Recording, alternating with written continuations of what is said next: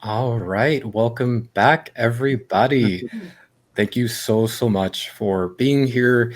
And to the audience, thank you so much for tuning in to today's Queer Indies Showcase. Today, we are joined by some amazing developers, all who have been featured today. And I'm just really excited to dive into some questions, and then we can also leave room at the end of the hour to see if anyone has questions from the chat. But before we get started, I'll go ahead and introduce myself just one more time in case you didn't make it to the beginning of the showcase. My name is Dr. Jakin Vella. I'm the Executive Director of the International Game Developers Association, the IGDA, the world's largest nonprofit member-driven professional association dedicated to supporting and empowering game developers all around the world in achieving fulfilling and sustainable careers. And we do this in a number of ways through mentorship, community organizing, knowledge sharing, best practices, you name it. If you're not an IGDA member, definitely check out our website, igda.org, and consider joining if you're going through a financial hardship. We also have free memberships available for people who need it. So don't let that stop you. But enough about me. We are joined by some amazing guests today, and I will let everyone introduce themselves. So here's how we can do it. Please state your name, your pronouns, your job title or role, and what studio you're with. And then also tell us what you're playing these days. And we'll start with Tess. My name is Tess. I am a writer and programmer at Urisoft. What the last one was what we're playing these days? Mm-hmm. Okay. Man, I haven't had a lot of time. I have been playing a little game called Volcano Princess, which is this old sort of like stat raiser game where you're sort of raising this little girl and trying to prepare her for the world or whatever. Amazing. I'll have to check that one out. I have not heard of that, but awesome. Thank you, Tess. CB, how about you? So my name's CB. I go with any pronouns. They, them's a good catch-all, though, if you're stuck. I'm from Alamode Games. We just had a game come out called Sorry We're Closed. And because of that, I've not had a lot of time to play games either. It's very hard to get time to play games when you're a dev. I think the last thing I was playing was like Legend of Dragoon, which is a game that came out, I don't even know how many years ago, like years and years ago. It was for PlayStation 1. Yeah, so I was playing that. But I did buy a Dreamcast. So I was playing a bit of Power Stone and Space Channel 5 as well, and some Jet Set Radio. So I got a couple of those in recently. So yeah. Amazing. Time for some Dreamcast play. That sounds great. Haven't done that one in a few decades, I feel like. Right? Chris, how about you? Yeah, I'm Chris. I'm a French indie game developer. I created Save Me, Mr. Taco, and now I'm working on Taco no Himitsu, the sequel. The studio is Dinios. I'm game director. I used to be a solo dev, but now I have a team. My pronouns are he, him, and them are what you want to call me, as long as you call me, as they say. And I'm currently playing a game called Is 10, an action RPG. I'm playing that and the Pokemon card game on mobile, I guess. Gosh, so yes. Obsessed with that. Yeah. Obsessed with that. Awesome. Thank you so much, Chris. And also maybe send me your friend code so we can battle each other on Pokemon TCGP. And Tess too. We'll start a chat. We'll start a movement, and we'll talk about starting movements later. But Neve, how about you? Hello, I'm Neve. My pronouns are she, her, and I am a producer, programmer, and one of the writers at Skeletal Games working on a little visual novel called Spill the Beans. And recently I've been playing a lot of Dragon Age the Veilguard. A lot of it. Very nice, very nice. Aniko. I'm Aniko Fox. I'm the creative director and founder of Kitsune Games. We made Kitsune Tales and also Super Burning World, which you might have heard of. And I've also not been playing a lot of games, but not because I've been working on games, but because we've been moving. So there's like moving boxes like right out of frame everywhere around me. But there is a game I've been looking forward to playing a lot soon, and that's Teenage Mutant Ninja Turtles Splintered Fate. I really want to play that one. I haven't even heard of this one, so I'll have to check it out because Turtles in Time back in the day was like one of my favorites. Yeah, I got into it with the new beat 'em up one, and Splintered Fate is apparently like TMNT, but like Diablo, which sounds totally amazing. That sounds awesome. Thank you for sharing this information with us. And you are totally playing a game right now. You are playing the game called Life, and I hope the move is going well for you and that you're all situated soon. Serenade, how about you? Hi, yeah, I'm Serenade, pronounced she, her. We're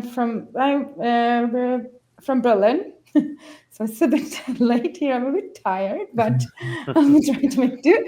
Yeah, we're Food for Thought. We're mostly making educational games. It's more, and the games are about diversity and inclusion. But our games Buzz Journey today is inclusive sex education game. I also the same. I haven't been playing. Also, we're also working on our new game right now, and our workshop. So it's quite busy. So I think like the game I was playing, Night in the Woods. I've been playing last. So yeah. Amazing, thank you. Yeah, I understand it. I feel like it's how it goes in the industry. Like the more you work on games, the less you play games. Maybe y'all can relate. And finally, we have Mo. Hey, I'm Mo, they, them pronouns. I'm responsible for a game called Queer Quest. And I just finished playing a game called Lil Guardsman, Lil Guardsman.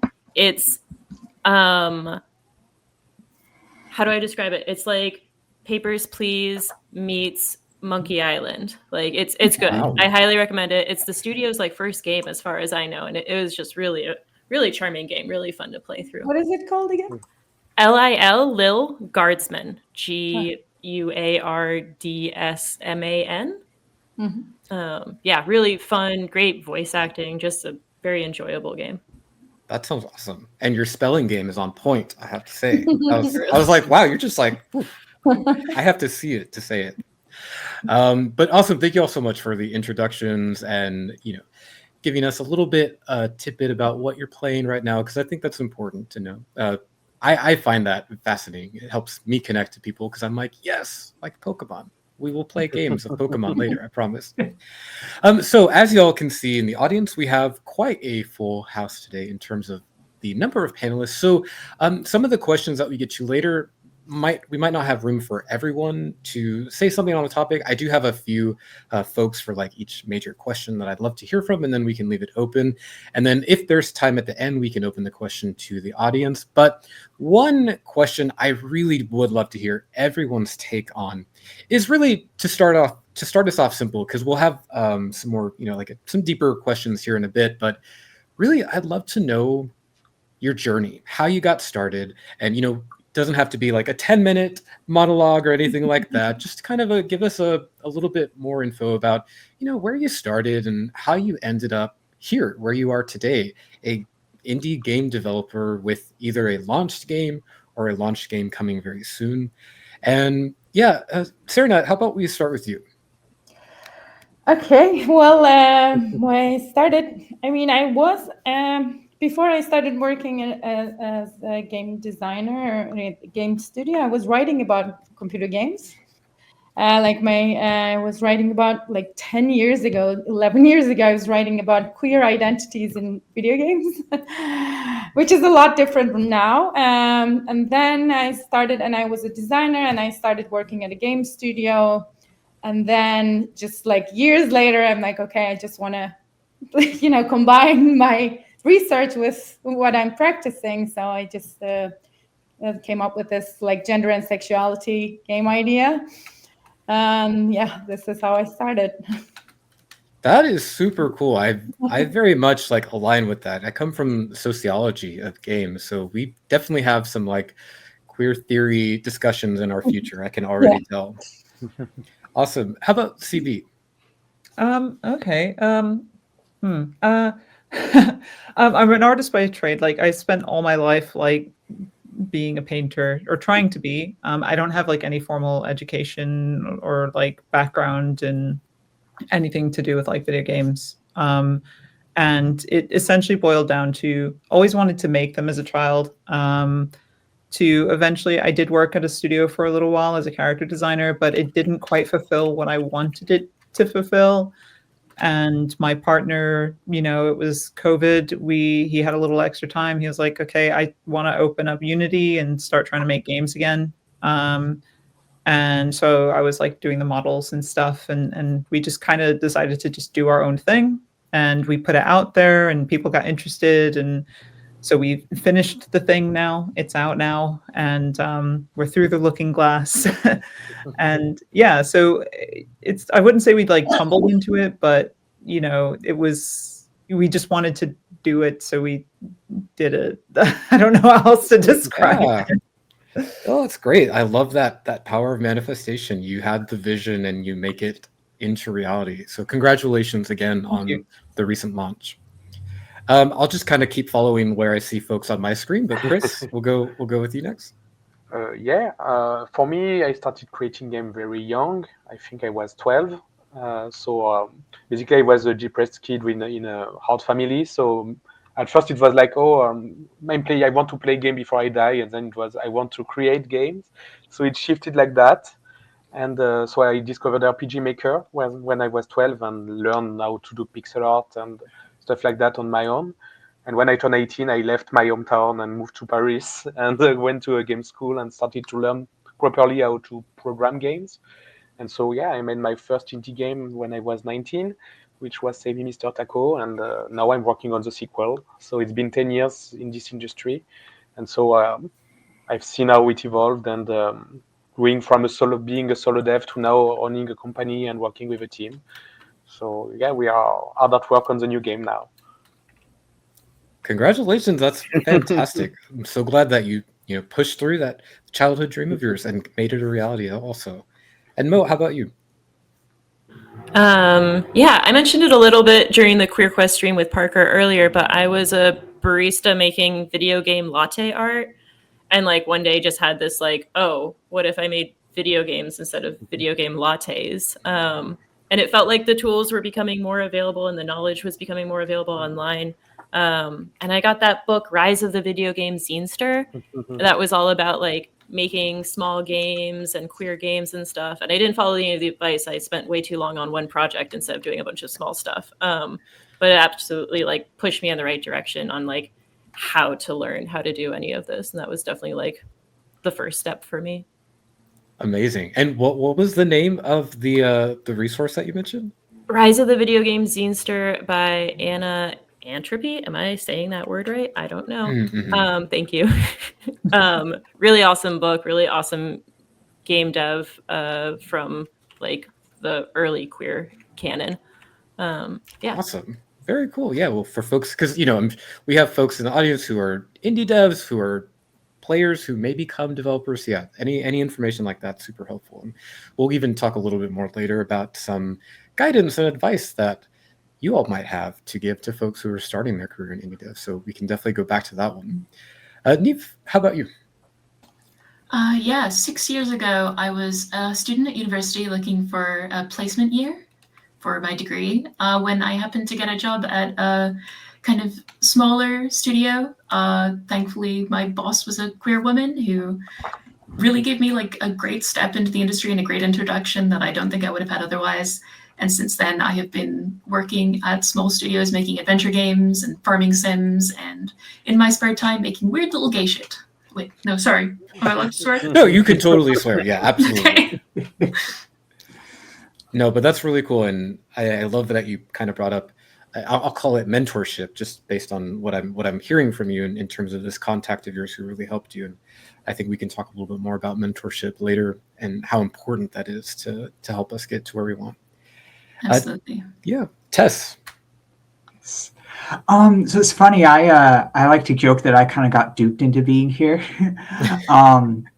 Back when I was looking at jobs and colleges and stuff, one of the things I really wanted to do was be a writer. I loved books. Being able to write books would have been great. And I ended up meeting some guy who was like, "Hey, you want to know what the best combination of that was the thing that I was the most concerned about with writing was like being able to make money, like having actual financial security."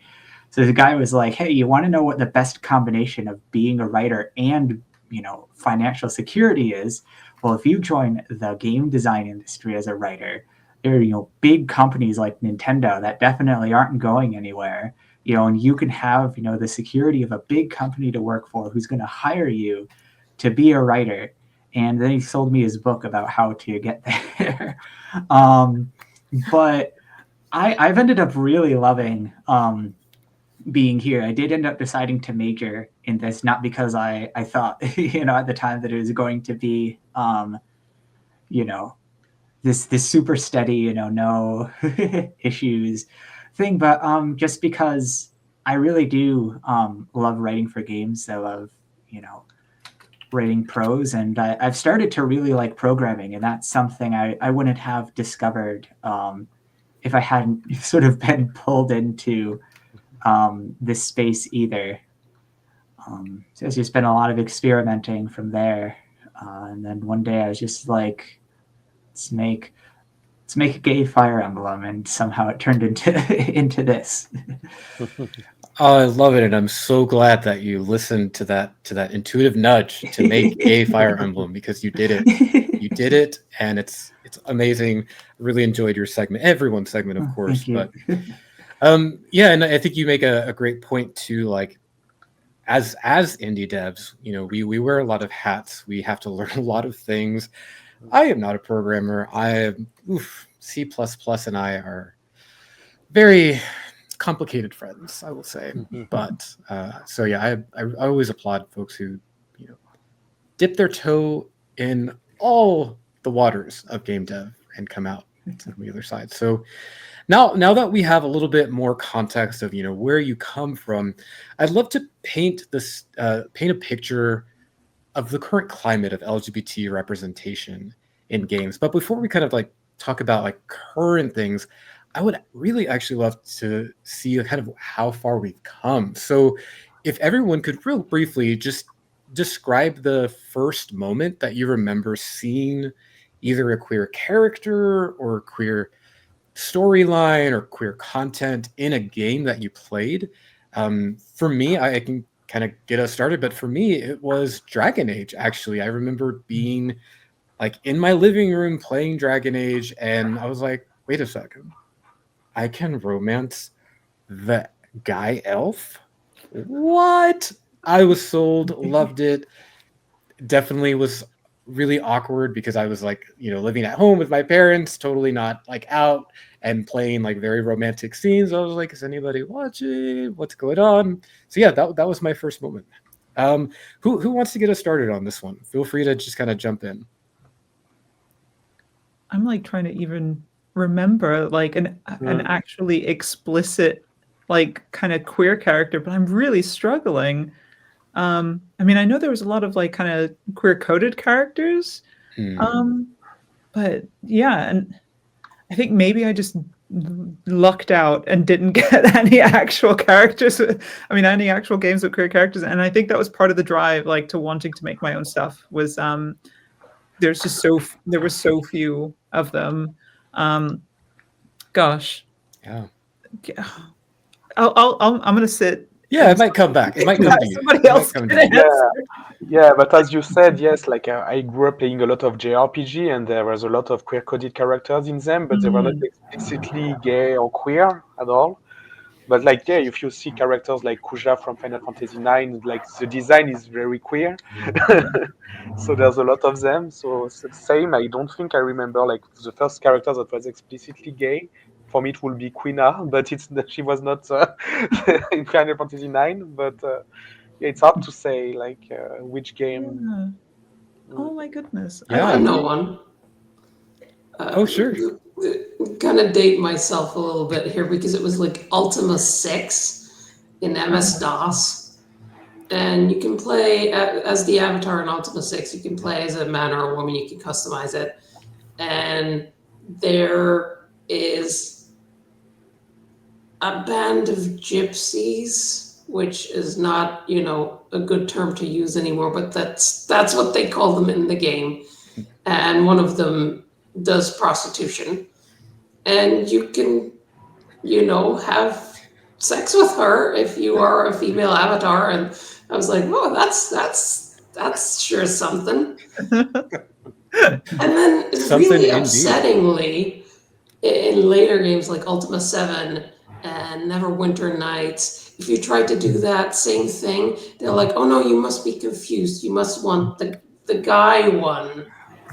It was so upsetting. It's like, really?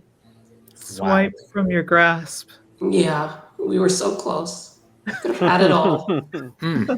Oh, that hurts. Because I even like still today, I feel like there's still plenty of that kind of gatekeeping from just non-heteronormative relationships in games. Anybody else want to talk about a memory of their first time they came across queer characters or queer content in games? I remember playing Coming Out Simulator, which I think came out like 10 years ago now. And that was sort of, that's by Nikki Case, I believe. Really awesome little web browser game. Highly recommend it. And that sort of opened the doors to me knowing where to look for other small queer indie games. As far as like bigger games, I remember The Longest Journey. There's a lesbian couple, but they're like such a side story part of it. But they were, seamlessly blended into the story. And I didn't even realize that there was a lesbian couple in that game until I replayed it years later. Oh, wow. I think probably some of my early experiences would have been literally like The Sims. I think that was probably, I didn't play it a lot, but I would play it specifically to make like kind of queer characters and like make them all make out. And then that was kind of the extent of my interest. I would make like my little hot characters, have them create relationships, and then I'll be like, okay, I'm bored now. And one thing that I used to do, I remember, was if I wanted to have like a queer couple, I would have to make a family. So I would get them in love. And then what I would do is you would have to make one of them have really high logic. So I would make them play chess all day until they had maximum logic, because what happens then is you get abducted by an alien and then you come back pregnant no matter what. No matter what your gender is, no matter who you're in the relationship with. So I could make these like my little queer families by basically having one extremely nerdy character and have them sent off. And I'd be like, okay, have fun, come back, bring me a baby. The worst thing about it, though, was it would be a randomized baby. And my little sister thought it was the best thing in the world to have like a SpongeBob character skin. So like one of the babies I got back was yellow with like holes in it. And oh my gosh, that was not the family I imagined, but it's the family I got. So And the one you loved. Yeah. Amazing. Oh, wow. And yeah, actually somebody in the chat said Sims 1, you can only, let's see if I can pull that up on chat real quick. You can only be roommates back then, but basically everything else was on the table. Yeah, so that's what I did. I think if I were to think like of a game where I can think of you actually being able to be queer, but then I think it was sort of taken away again as well, was Mass Effect with in the first one, if you chose male Shepard, you used to be able to flirt with, what was his name? Caden, I think. But I think the relationship aspect of that was removed, if I remember correctly. And I just remember being like really like sort of pissed about that and thinking, well, what was the point? Like, why? So yeah, so that's kind of my experience, I guess, which feels a little bit like sour. And I guess that's why it's like, that's why we do what we do, right? So yeah. Absolutely. I remember back, probably would have been like 2018 or something. I was starting to get into itch.io and I discovered Yuri Jam online, and that was really what introduced me to what Yuri even is. So it was a lot of just those really small indie games that I got introduced to then. And that sort of ended up as a gateway to, the bigger, like, visual novels and stuff like Heart of the Woods and whatnot. I think the biggest surprise one in my mind, like one that where it sort of happened with a character, but I hadn't explicitly gone there, like, oh, this is a, an LGBT game, that I, am seeking out because of that. There was a mobile game called Magia Record for a while, based on the Madoka Magica universe, and in that game or in that universe, characters become magical girls by making a wish. Basically, you make a wish in exchange, you're sort of, a magical girl for the rest of your life now. The one character was in love with this other person, and she kept, going back and forth on, like, whether or not she should use her wish to get that person to fall in love with her. And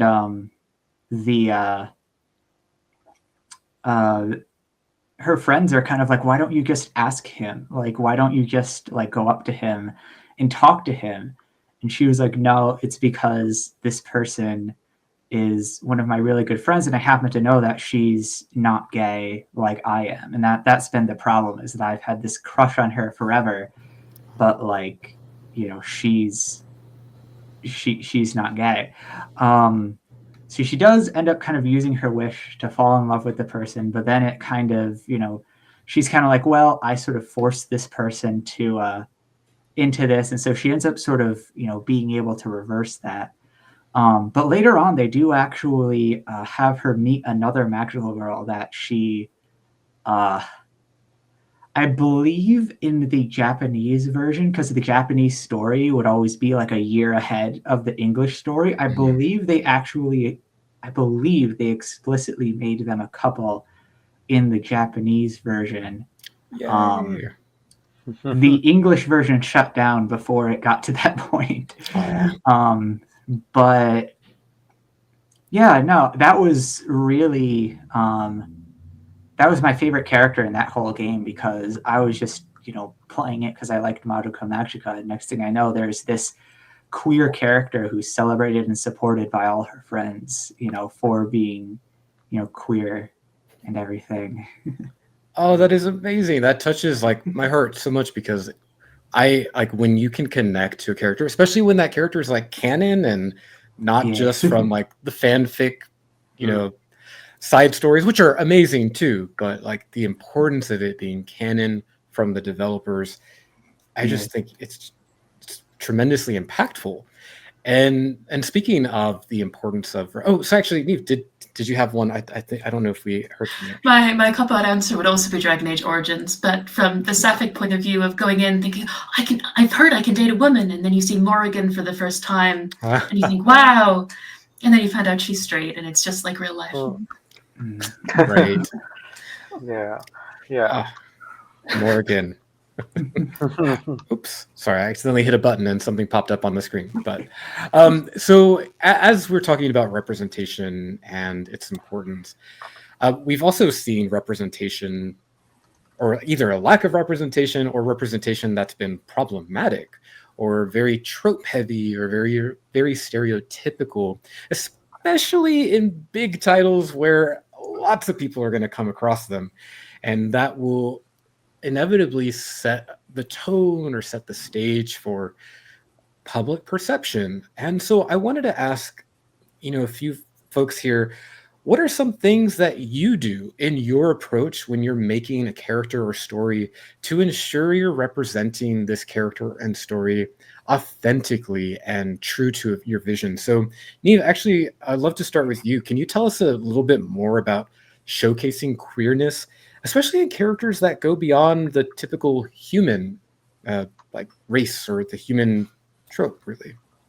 Yeah, I think being a queer creator, there's a lot of pressure when you make queer characters in that kind of way to want to make them perfect, to want to make them like the pinnacle of like the kind of representation you can have. And I think that's kind of also if you're online, you know, a lot of queer people will see your work and maybe not know who the person is that made it and judge it on the kind of terms that they think that you're someone trying to pretend, you're someone trying to give them something that is kind of, you know, rainbow capitalism. And I think an important part of being a queer creator and making queer characters is trying to put that out of your mind a little bit and going back and realizing it's important that, you know, I'm doing representation properly, but it's important that I'm making a real character here, that I'm making a person with flaws and things to love and things to maybe question. And just remember that your characters should be human, even if they're monsters or vampires or mermaids or something. It's always to remember to make them human, because I think the most dissatisfying thing as a player is to find a queer character and for them to be boring, I think. Yeah, no, absolutely. And I think that humanizing the character, really, like you said, tying it to just that authenticity of flaws, that's so important. And Serenad, I'd love to hear your perspective too, because in your game, Sybil's Journey, you really explore these identities and terminologies also of the LGBTQIA plus community in depth. And also, it looks like there's a lot of educational teaching of these identities and terminologies in your game. Can you tell us a little bit about your experience in shaping your characters, their backstory? What do you do to ensure that authenticity is expressed? Well, we just based all the characters on real people. So we already had like a diverse team. We're already a diverse team ourselves. So some of it is our own experiences, and some of them are like experiences that the people we know, just like interviewing and using their background story mostly. So because we have become like, when we started this project, like people, just like a lot of people, also a lot of activists, a lot of academics also, they were interested, and so they wanted to have some, so it was like a big team in terms of like giving this input for the characters.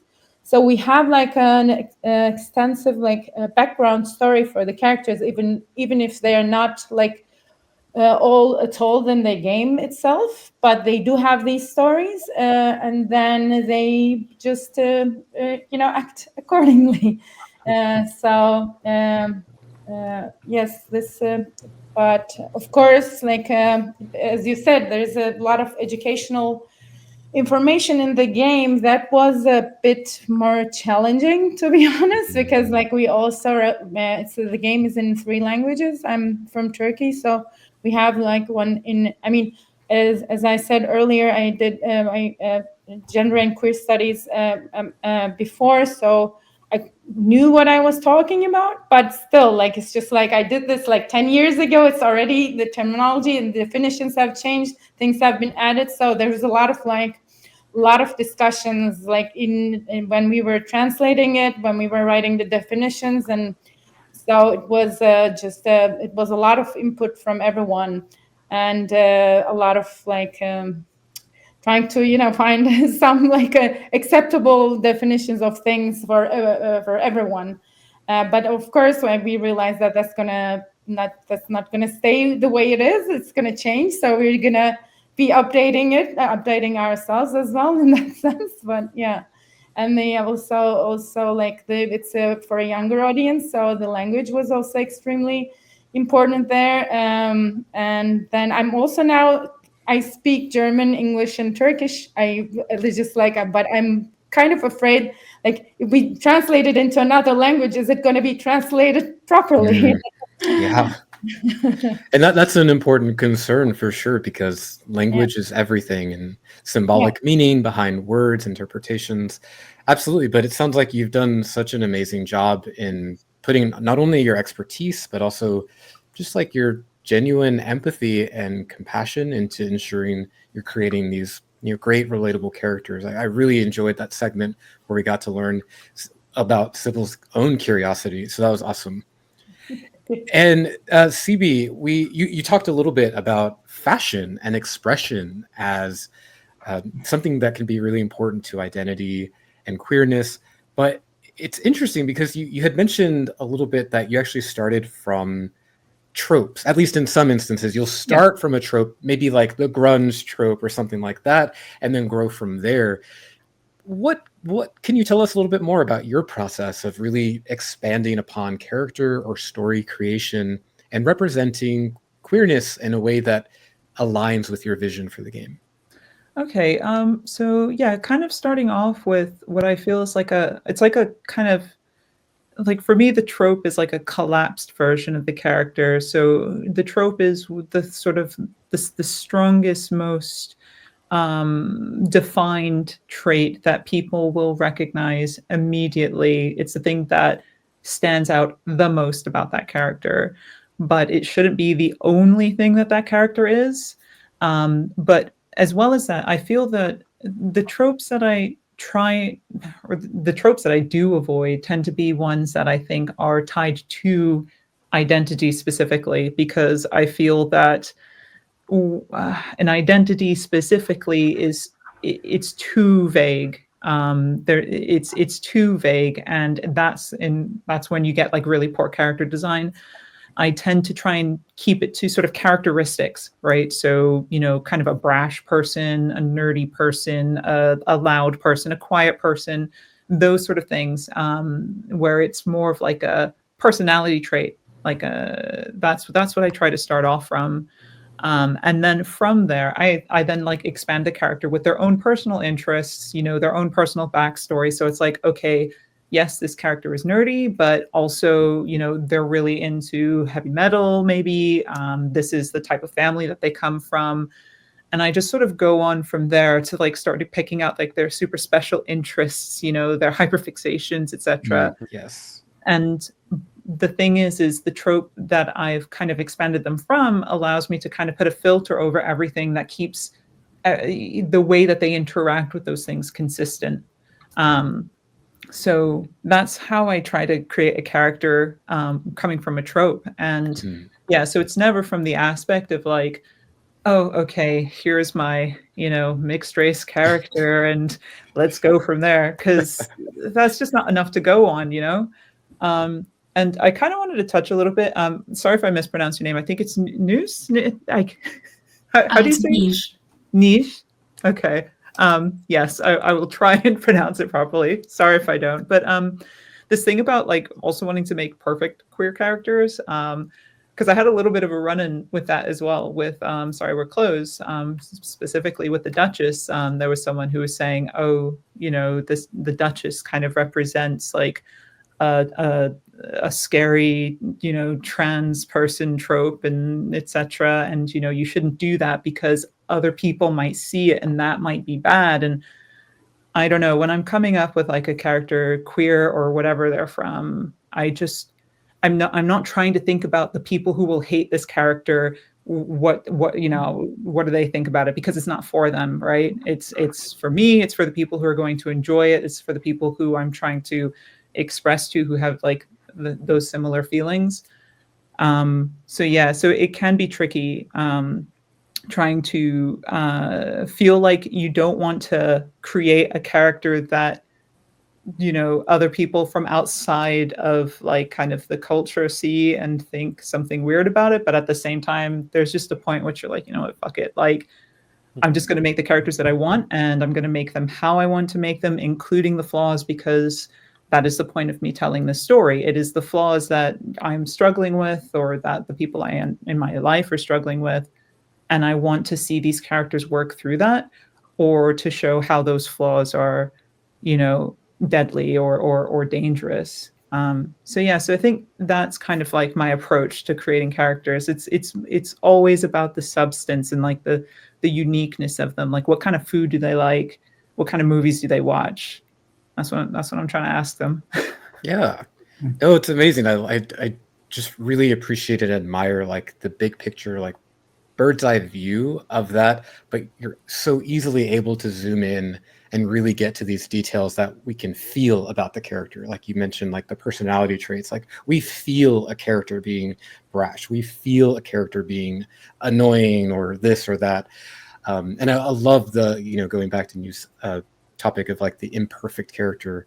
Like, yes, we're talking about representation here, but we're also acknowledging that all characters that are under the queer umbrella are not representative of everyone or everything in that umbrella. And yeah, and that'll take us actually to the next topic where I'll chat with a few of the other devs here on our set. But it's really about kind of the actual external influences that are surrounding us in the game development process, particularly politics. We'll start with a question for Eniko, then we'll get to Mo and then Christoph. But because I felt like there was a touch of politics and activism in each of the segments that I wanted to quickly ask about. But Eniko, we didn't get too much into the story of Kitsune, but in the description there seems to make me think there's some maybe complicated issues with or some tensions between the Kitsune and people. Yeah, that's also like based on Japanese mythology because kitsune, they're kind of like trickster spirits, but they're not nice. So if you know, in mythology, Japanese mythology, if you encounter a kitsune, you better, you know, be real flippin' careful, because yeah, they will mess you up. And so in our game, we do have like this backstory of the Kitsune Society, and it's kind of messed up. We don't go into it in the game, but we have it kind of sort of worked out.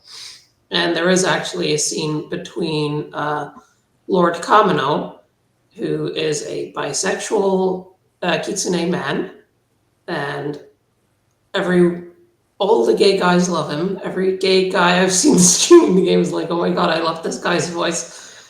I want to do things to him. He's talking at some point to the elder of the human village, and the elder of the human village is very deferential to him. And basically, Kamino threatens the elder because the elder like spoke out of turn and stuff. That's definitely part of, you know, the lore. I'm not sure we were really trying to make a political statement with that per se. But yeah, it does. We do like to like make that reflect a little bit of the real world. Yeah, absolutely. And I think, you know, and you know, it didn't have to be necessarily political, but just the fact that you're bringing in those kind of that mythology, the assumptions, the hesitations to trust.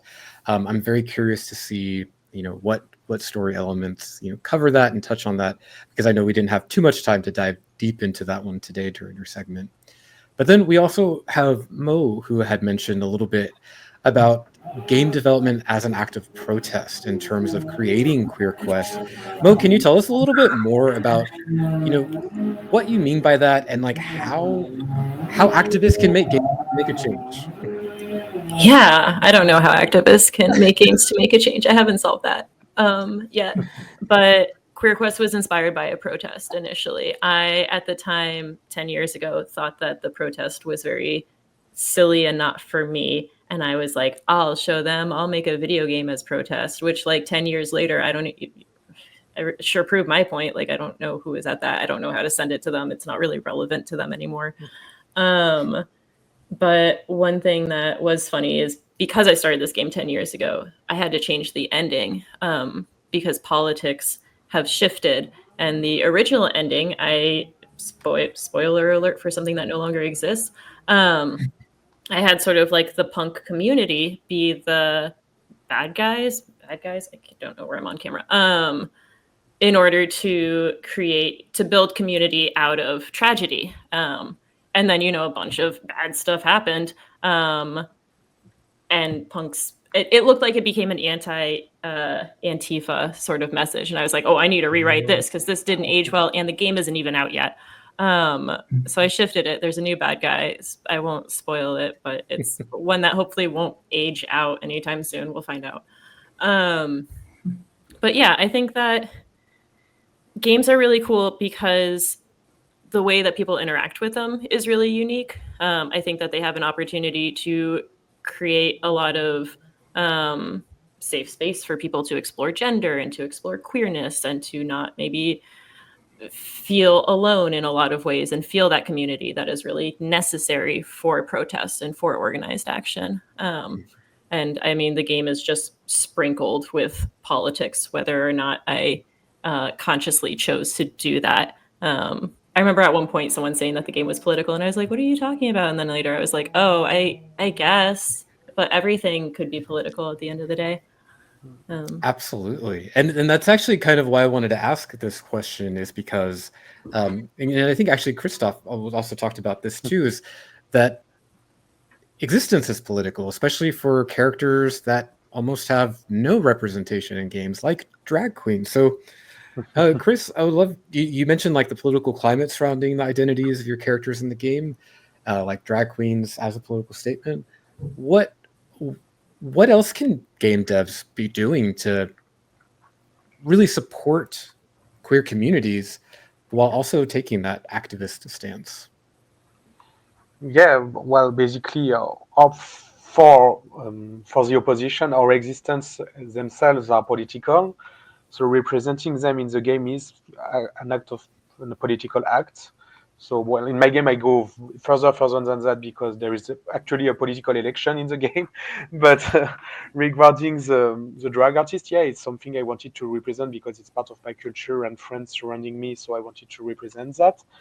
And it's considered political now. So I wanted really to do that properly. So that's why I started to include real world artists. So basically, they are represented in a very direct way. So in our game, it's something that can be done because it's an RPG. So you will get to meet a lot of characters. So the hard thing for me was to really have them like being part of the world, but not because of their identity, but they're just here. Because basically in most games where there are queer characters, usually they are here because they are struggling with the fact they are queer in the world. Like they are often their queerness is the thing that is really defining them, and they are here because of that. And I really wanted them, in my case, to just be there. And it's something like, if you have the code, you get it. If you don't have, you won't. Like for many drag queens that are in the game, I guess people won't even realize sometimes that they are drag queens or drag king, or they're just think, oh, it's a cowboy in a bar, and if you know it's a lesbian bar with a drag king. It's not the you can get the code if you have the culture, but if you don't, it will only be characters. So that's something that's kind of hard to do, to not scream like, oh, it's a drag queen, but Right. it's important to represent it, I think. And so yeah, using real world artists in my case was a way to do it like in a more inclusive way, to include people from all over the world, like women, men, queer, everyone. So yeah, it's a challenge, but I guess we decided to do it anyway. Oh, and I'm glad y'all did, because I think, as we've all discussed here, the importance of that inclusion, it goes a long way. And I think, I mean, I'm sure we have all seen the bad side of, social media, where people call out like, oh, why does this game have to have this kind of character or this kind of storyline or blah blah blah BS. And it's just so important that developers like you all, put forth your vision and your voice, the characters that you have in mind, because someone out there will connect. It will change their lives. It will touch them in a way that they've never experienced, because like, holy crap, I see part of myself on screen and I'm playing a part of, like, that's just unimaginable. Like, it's just amazing. It's one of my favorite things about games, actually. And that takes me to Tess, because Tess, you were talking about how someone specifically mentioned like, there's no market for gay magical girls. What? So yeah, tell us a little bit about the marketing aspect of, yes, we're creators, you can make these amazing things, but how do you get it in front of people to ensure that it's not just like, I mean, if it is just like, hey, here's a queer character, that's all that it is, bam, that's fine. But it seems like you've gone so much deeper into the storytelling aspect. And I know we only have a little bit of time left, so we'll probably extend the panel 10 more minutes, if you can bear with me, and then we'll continue on. But yeah, Tess, love to hear your thoughts on the marketing aspect. Yeah, so we sort of like to say that our target audience is sort of the intersection between the queer community and like the nerd culture community. And luckily, there's quite a bit of stuff already that's very specifically geared towards that. And I heard that there is something going on Steam called Seasons of Pride that's I think very related to those two things coming together. But in New York City they have a convention called FlameCon. It's a lot of like artists, and you'll see a lot of drag stuff and cosplay stuff and whatnot. I think I've only seen one other time where there was a video game there besides, me bringing it. And that was actually a time when I was an attendee. So I think the maximum number of video games at FlameCon in the like artist alley essentially has been one, as far as I can tell. But I think, in spite of, like we were talking about, shifting political climates, I think in spite of something sort of, getting harder, I think we've also sort of, done a pretty good job of sort of reaching out to each other. And I think if we keep doing that through things like this, it makes it possible for us to continue finding each other like this. And hopefully someone at one of these places we're going to and just sort of, letting people play the game, really does see something in one of the characters. Or for me, I think I see the Songbird Guild as kind of a game where you can sort of play it when you're, tired, and you sort of need a pick-me-up type of thing, so hopefully, it allows somebody to, play, who's there to play through it and just sort of, feel happy about like, oh, look how everything cute is, how cute everything is, for a little bit. And if people outside of that intersection want to play the game, that's absolutely, it's not like it's like, no, it's our game, you're not allowed to play it. Because I know there are a lot of people who have, said like, oh, they loved the demo and they're not, queer. They're just like, they're just like, I just love the RPG that that you made. So, but yeah. Kudos. That's a wonderful compliment. I feel like to have, folks, outside of the community still like loving your game, and I think that just goes to show you that it is about more than just like representation. Of course, is important, but it's also game developers. We make good games. That's like the whole point. We make engaging games, fun games, infused with, of course, political statements, if you will, whatever you want. So I think that's amazing. Congrats on that compliment. So I know we only have about 6 more minutes or so. So I wanted to finish off with maybe one last question, and I'll leave it just open to whoever wants to jump in. But it's something kind of what Tess was just saying, like maybe having more games, especially at like conventions or more community-driven events like this, can be really important to uplift the community, get people together, show people that our community persists regardless of what is going on externally, politically, socially, etc. So that's to say, there are likely some people who are in the audience who maybe want to take a shot at making a game, or maybe there's somebody who has a very emerging studio wanting to make a game. What are some things you might tell others who are interested in becoming a game developer, especially related to like funding their idea, especially as established developers yourselves? What might you want to say as a takeaway? And I'll let anyone who wants to jump in start. I guess, I mean, we're in a very, very young studio, so I don't have like loads and loads of experience, but I think that because I've just gone through the process, there are a couple things that I could say. There are definitely what's the word I'm looking for? There are organizations that specifically hone in on like kind of marginalized communities. Within the UK, there's one in particular called Wings. I don't know if they operate in the US as well, but I do know in the UK that they do operate, and it's just WINGS in all capitals. And they particularly fund women in games, but also marginalized genders. And I think that they're starting to expand that to people of color, and other facets of people who are kind of who could do with the help. So that's something that I know of, and actually it kind of brings me on to an extra thing that I'm always going to like talk about all the time.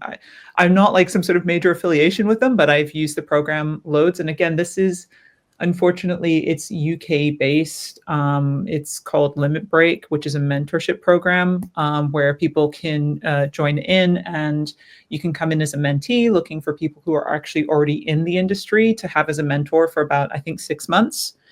And with that, I have made so many connections. And I actually was a mentor this last year. So there's one of my mentees who I'm really excited for, because she came in, she was like, I want to have a job in audio design, but it's not working out. So I tried to encourage her to work on her own game and apply for Wings. And that seems to be going through, and she's going to be like running her own little studio.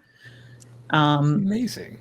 Yeah, so I'm really happy about that. So those are two resources that I'm aware of. And just quickly to say, in terms of trying to do your own thing, I would say it's worth giving it a shot. If you're still looking for work, and you're trying to like put your leg in the door somewhere, it is always worth continuing your own projects and just trying to see where you can take those and where they can go.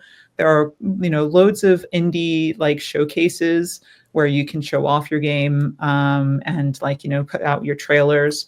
And there are several different resources as well for like having people review your pitch deck, etc. I wish I had more time to like kind of list off the different things. But this is great. That was a long list for a quick response. Honestly, that was so helpful for folks. Yeah. I hope that it's helpful. Just I would always say like try and continue to do your own thing and just keep putting it out there. And if you do that, there might also be people who see it and say, hey, have you seen this? Apply to this, etc. So it's always worth just keep doing it. Yeah, Thank you so much, Stevie. And I kind of what I was gonna say, kind of I think sort of. That moved into it well. That last part about you said about someone might reach out. I think you'd be surprised at how supportive and sometimes how resourceful the people who are close to you can be if you're just open with them. Like, hey, I want to make this game, but I'm just trying to find funding. I didn't know if you had any suggestions. I mean, even if you don't necessarily want to approach somebody, though that's how they'd know best. I know because I was trying to think through how we got our funding, and one of them, the biggest one for us, was that I got funding from the school that I went to up here in upstate New York. It's called RPI. And the reason that I found out that they were providing funding for games was because I was spending time with one of my old professors at GDC, and I was showing him all the stuff we were working on. And he was like, you should apply for this. Like, this is this, awesome thing that's going on. And similarly, it was one of the people at RPI who sort of knew about the game was going on, actually came up to me later on and was like, hey, there's this other group over in Troy that's, also doing like, a funding grant. And, so just lots of opportunities that I didn't know of that just, I think if you meet people and be kind to people as much as you can, that has a way of kind of, coming back. And not that that's the reason you should do it, but kindness absolutely pays dividends in the form of, somebody will just say like, this looks like something that, this looks like a great opportunity for you. And,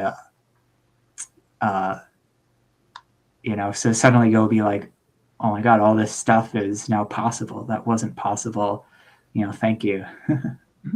So.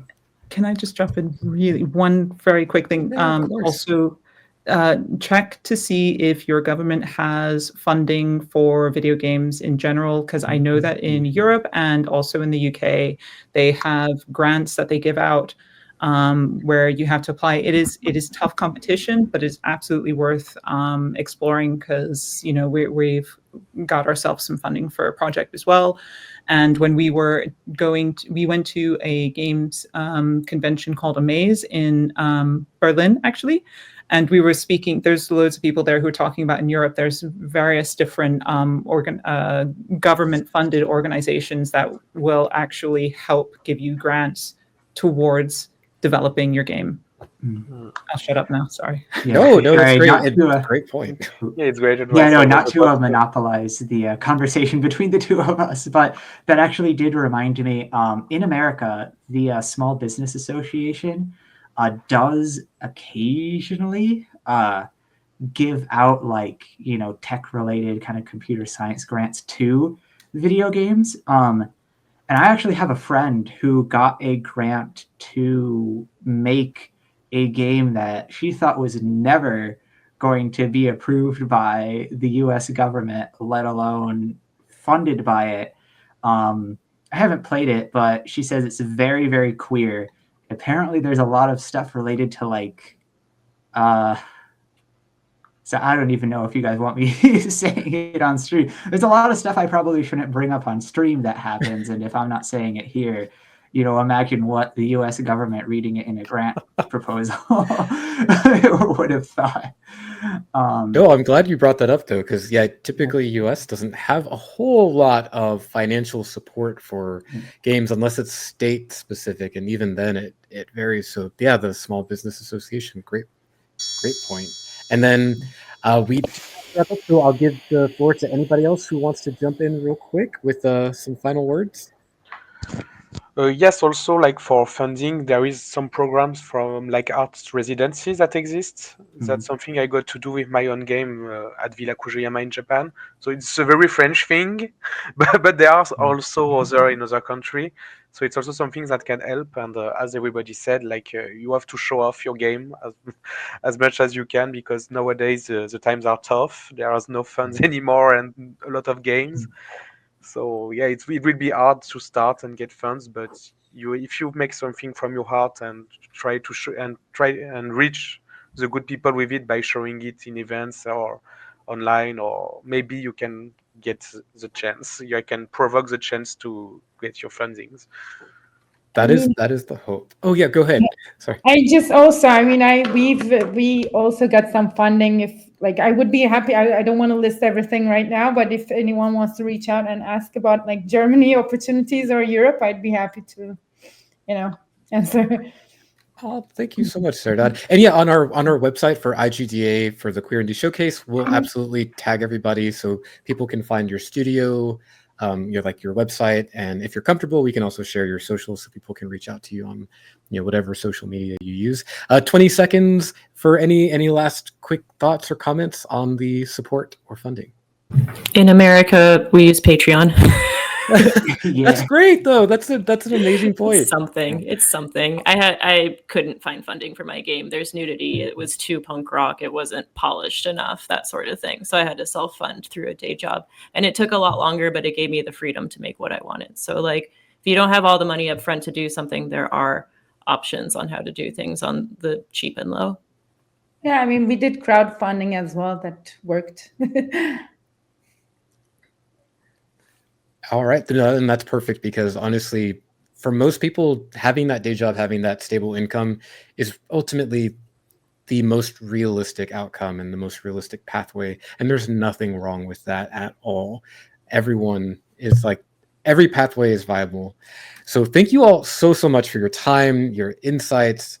the games you made and showcase today. We so appreciate you taking time out of your busy schedules to share the games with us, talk to our audience, and we'll be looking forward to some follow-up clips that we'll post on our social media and share and tag with you as well.